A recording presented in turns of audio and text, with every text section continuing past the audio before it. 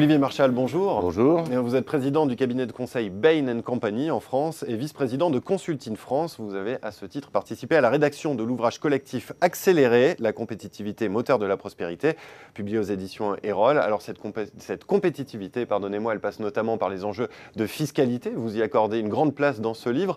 D'abord, quel est le constat que l'on peut faire autour de notre fiscalité ? Alors le constat principal, c'est que la fiscalité, c'est effectivement un des deux freins majeurs à la compétitivité des entreprises françaises.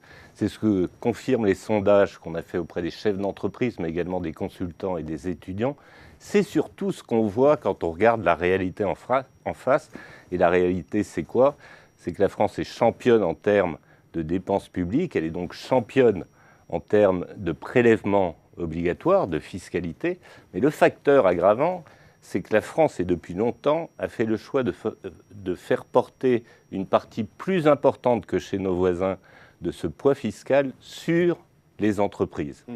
Et juste pour illustrer ça, si on contraste la France avec l'Allemagne ou le Royaume-Uni, les entreprises portent 2 fois plus de poids fiscal que les entreprises d'Allemagne ou du Royaume-Uni. Alors, quelles seraient vos recommandations pour que cette fiscalité soit au service de la compétitivité? Comment oser une fiscalité de croissance, pour reprendre le titre de la partie 3 de votre livre? Alors écoutez, ce qu'on propose, nous, dans ce livre, c'est finalement deux chantiers assez simples. Le premier, c'est alléger et simplifier la fiscalité qui pèse sur les entreprises. Alléger, ça passe par un triptyque. Il faut baisser les cotisations patronales, d'une part. Il faut aligner l'impôt sur les sociétés sur la moyenne européenne. Et finalement, il faut rationaliser l'ensemble des autres impôts, et notamment les impôts de production.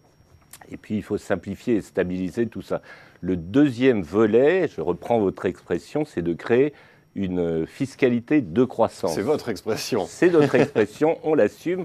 Ça veut dire quoi? Ça veut dire, concernant les entreprises, où on a 2 outils essentiels et très utiles, qui s'appellent crédit impôt recherche, crédit impôt innovation, c'est de non seulement pérenniser, stabiliser, mais également élargir ces 2 outils qui sont favorables à l'innovation, et notamment le crédit impôt innovation.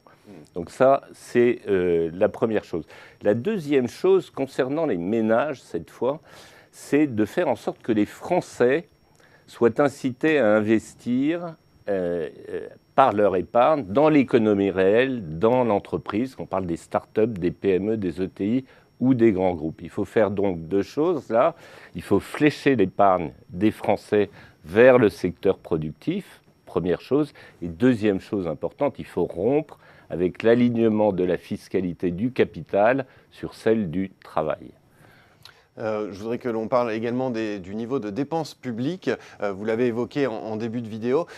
Pourquoi est-ce qu'il faut réduire ce niveau de dépenses et comment ? Alors, il faut absolument réduire ce niveau de dépenses, et il n'y a pas de possibilité en réalité d'améliorer la compétitivité si on ne le fait pas. Nous, l'objectif qui nous paraît à la fois réaliste, mais également nécessaire, c'est de revenir de 58% du PIB en dépenses publiques à 50%.